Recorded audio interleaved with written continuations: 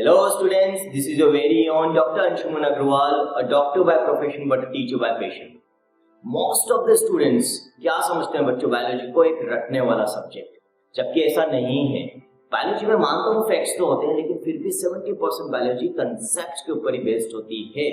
और क्योंकि आप इस चीज में बिलीव नहीं करते और बायोलॉजी को सिर्फ रटने की कोशिश करते हैं, यही रीजन होता है कि आप बायोलॉजी को लंबे समय तक याद नहीं रख पाते हैं।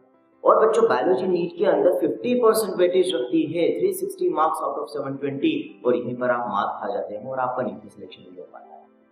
तो बच्चों जब तक आप बायोलॉजी को रटते हुए पढ़ोगे आपको कुछ हासिल नहीं होगा।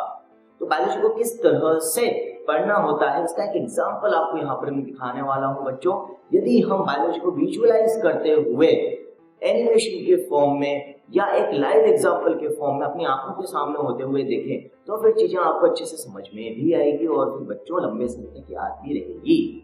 तो बच्चों इसका एक छोटा सा एग्जाम्पल मैं आपको यहाँ पर बता रहा हूँ। स्टैनली मिलर एक्सपेरिमेंट जो आप इवोल्यूशन में पढ़ते हो, किस चीज के लिए बच्चों? ऑपेरिन एंड हेल्डेन थ्योरी के प्रूफ के फॉर्म में हम उस एक्सपेरिमेंट को पढ़ते हैं जो ये प्रूव करता है कि ओरिजिन ऑफ लाइफ के लिए जो ऑपेरिन और हेल्डेन ने थ्योरी दी वो सही। तो बच्चों आओ देखते हैं कि किस तरह से बायोलॉजी को विजुअलाइज करके यदि पढ़ा जाए तो उसको एंजॉय भी कर सकते हैं और बहुत लंबे समय तक याद भी रख सकते हैं। इस एक्सपेरिमेंट को किसने परफॉर्म किया बच्चों? स्टैनली मिलर और हैरोल्ड ड्यूरे ने। कब परफॉर्म किया? इन 1953। और कैसे परफॉर्म किया बच्चों? यदि हमें ऑपेरिन और हेल्डेन की थ्योरी को टेस्टिफाई करना है, देखना है कि वो सही थी या नहीं थी, तो इस एक्सपेरिमेंट में वही कंडीशंस क्रिएट करनी होगी जो प्रिमिटिव अर्थ के ऊपर एग्जिस्ट करती थी during the origin of life. तो इन्होंने क्या करा? अपनी लेबोरेटरी में सिमिलर कंडीशंस को क्रिएट किया बच्चों एक एक्सपेरिमेंटल सेटअप में, जैसा कि आप देख सकते हैं। तो ये जो सेटअप था बच्चों, इसमें इन्होंने क्या क्या चीजें ली या किस तरह से इन्होंने प्रिमिटिव जो कंडीशंस थी उनको क्रिएट किया। इन्होंने बच्चों इस सेटअप में क्या करा? एक बड़ा फ्लास्क था जिसके अंदर मेनली 3 गैसेस ली बच्चों। कौन कौन सी? मीथेन, अमोनिया और हाइड्रोजन। और किस रेशियो में ली बच्चों? ये 2:1:2 रेशियो में। क्यों? क्योंकि बच्चों हम पढ़ चुके हैं ओरिजिन ऑफ लाइफ में ऑपेरिन हेल्डेन थ्योरी में कि जो प्रिमिटिव एटमॉस्फेयर थी उसमें जो सबसे पहले बनने वाले मॉलिक्यूल्स थे उनमें सबसे पहले इनऑर्गेनिक थे। कौन कौन से बच्चों? हाइड्रोजन और अमोनिया की बात हमने करी थी। और फिर जो पहला ऑर्गेनिक मॉलिक्यूल बना था वो क्या था बच्चों? मीथेन।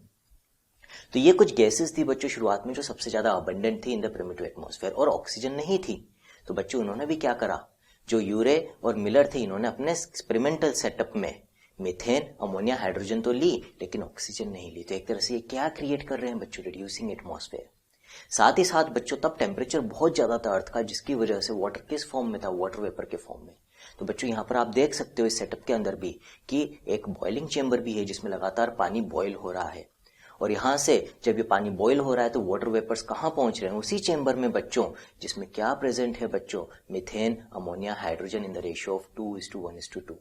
तो ये जो चेंबर है बच्चों इसको हम कहते हैं स्पार्क चेंबर। क्यों? क्योंकि इसमें 2 इलेक्ट्रोड्स भी लगे हुए, अभी हम आगे देखेंगे।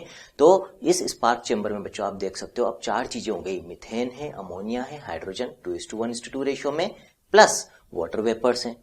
और स्पार्क चेंबर क्यों बोल रहा हूं मैं बच्चों इसको? क्यों? क्योंकि इसके अंदर इन्होंने 2 इलेक्ट्रोड्स लगाए जिसके थ्रू ये स्पार्क प्रोड्यूस कर रहे थे, इलेक्ट्रिक डिस्चार्ज प्रोड्यूस कर रहे थे यूजिंग 2 टंगस्टन इलेक्ट्रोड्स।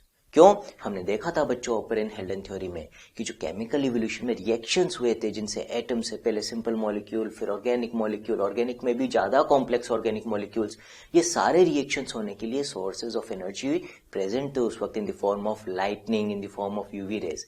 तो यहां पर भी इन्होंने सोर्स ऑफ एनर्जी के फॉर्म में क्या प्रोवाइड किया बच्चों? Electric discharge.